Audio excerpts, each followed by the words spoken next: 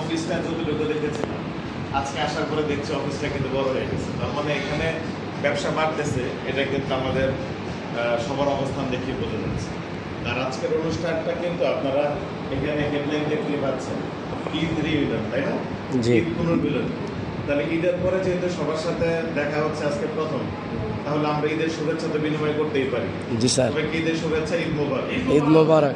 এবং আজকে এই ঈদ পুনর্মিলনের পাশাপাশি আরেকটা শব্দ লেখা আছে, কেরিয়ার বিল্ডার। দেখেন, আমরা এই কেরিয়ার শব্দটার সাথে কিন্তু অনেকেই পরিচিত, তাই না?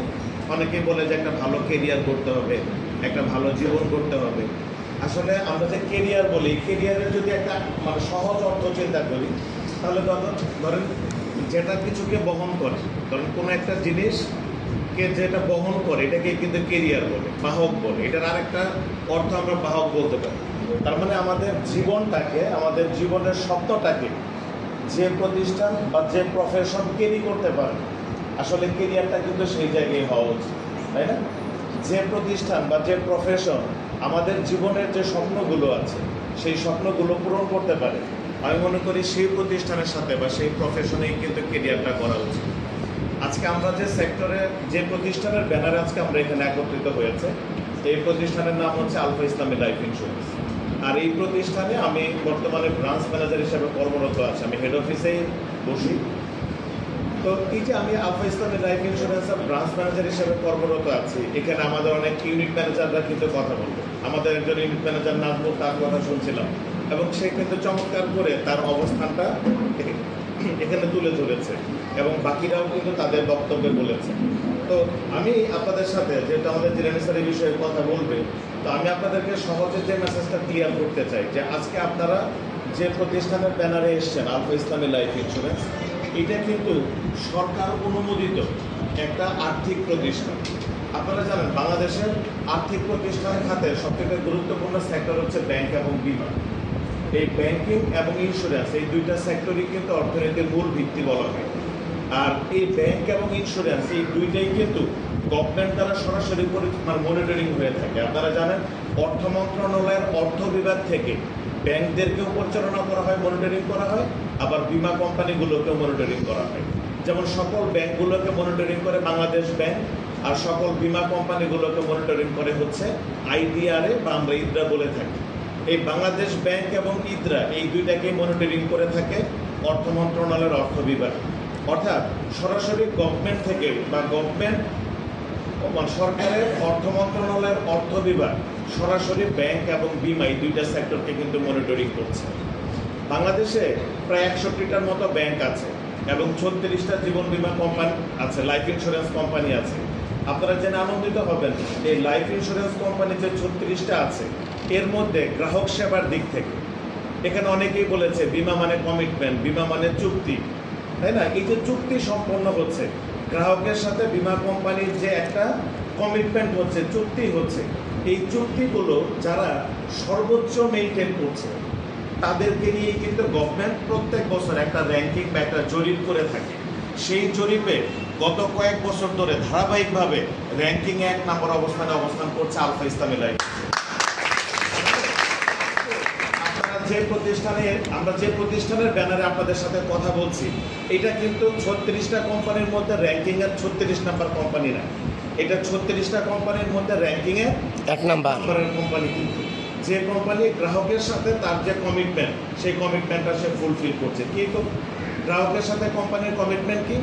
কমিটমেন্ট হচ্ছে, আপনি যখন আলফা ইসলামী লাইফ ইন্স্যুরেন্স একটা বিমা পলিসি গ্রহণ করবেন, তখন কোম্পানি আপনাকে বলছে যে আপনি যে নির্দিষ্ট হারে প্রিমিয়ামটা প্রদান করছেন, আপনি যদি মেয়াদ পূর্তি পর্যন্ত নিয়মিতভাবে প্রিমিয়াম প্রদান করে যান, তাহলে মেয়াদ শেষে কোম্পানি আপনার জমাকৃত টাকা সাথে যে মুনাফাটা কোম্পানি অর্জন করবে, সে অর্জিত মুনাফা সহ মেয়াদ শেষে কোম্পানি আপনাকে টাকাটা প্রদান করবে। মেয়াদ আনতে যদি আপনি অসুস্থ বা দুর্ঘটনায় আক্রান্ত হন, তাহলে আপনার অসুস্থতা বা দুর্ঘটনার সেই চিকিৎসা খরচটা কিন্তু কোম্পানি বেয়ার করবে। আমাদের একজন ইউনিট ম্যানেজার কামরুজ্জামান স্যার, উনি কিন্তু তার বক্তব্যে বলে গিয়েছে যে উনি প্রতি মাসেই কিন্তু তার বিভিন্ন গ্রাহকদেরকে এই আর্থিক যে সাহায্য, এটা কিন্তু সাহায্য না, আর্থিক যে সাপোর্টটা চুক্তি অনুযায়ী বিমা কোম্পানি দেওয়ার কথা, সেটা আলফা দিয়ে যাচ্ছে, ওনার গ্রাহকদেরকে কিন্তু উনি কন্টিনিউ দিয়ে যাচ্ছে। আরেকটা চুক্তি কি, যদি মেয়াদকালীন সময়ের মধ্যে আল্লাহ না করে গ্রাহক মারা যায়, তাহলে উনি কোম্পানির সাথে যত টাকার বীমা চুক্তি করেছিলেন সেই চুক্তি অনুযায়ী টাকাটা তার নমিনিকে মৃত্যুর কাগজপত্র জমা দেওয়ার 7 কর্মদিবসের মধ্যে প্রদান করবে। আর ম্যাচুরিটির টাকাটা যেদিন ম্যাচুরিটি হবে ওই দিনই কিন্তু গ্রাহককে প্রদান করা হবে। তাহলে এখন একটা বীমা কোম্পানির কাছে আমরা কি চাই, যে ভাই আমি আপনার এখানে একটা বীমা করেছি বা একটা পলিসি করেছি, সঞ্চয় করেছি, যাই বলি না কেন, মেয়াদ শেষে যেন আমি মুনাফা সহ টাকাটা পাই, এই তো আমাদের চাওয়া নাকি?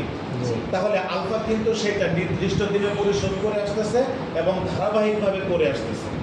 আমাদের বীমা কোম্পানির কাছে আরেকটা কি চাওয়া থাকে, যে আমি যে বিমার কাভারেজগুলো নিয়েছি অসুস্থতা বা দুর্ঘটনার, সেই কাভারেজের টাকাটার জন্য আমার ঠিক সময়ে পাই। আলফা সেটা 7 কর্মদিবসে প্রদান করছে।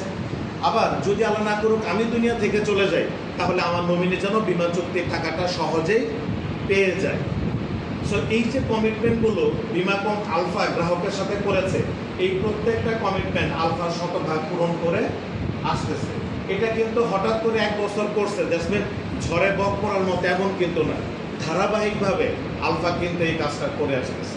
সো তাহলে as a alpha Islami life ইন্স্যুরেন্সে as a কর্মী হিসাবে আমরা গ্রাহকের সাথে একদম বুক ফুলিয়ে মাথা উঁচু করে কিন্তু আমরা আলফার তথ্যটা মানুষকে দিতে পারি, কারণ আলফা যেটা কমিটমেন্ট করে সেই কমিটমেন্টটাই সে শতভাগ ফুলফিল করে।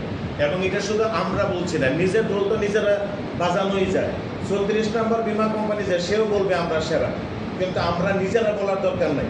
বীমা কোম্পানিগুলোকে যারা নিয়ন্ত্রণ করে, সরকারি যে প্রতিষ্ঠান বীমা কোম্পানিগুলোকে পরিচালনা করে, সেই কোম্পানির ওয়েবসাইটে যখন ডিক্লেয়ার হয় যে গ্রাহক সেবার দিক থেকে বা শতভাগ বীমা দাবি নিষ্পত্তি করে বাংলাদেশের 34টা কোম্পানির মধ্যে আলফা 1 নম্বরে আছে, তখন সেই জায়গাটা নিয়ে কি আমরা গর্ব করতে পারি না?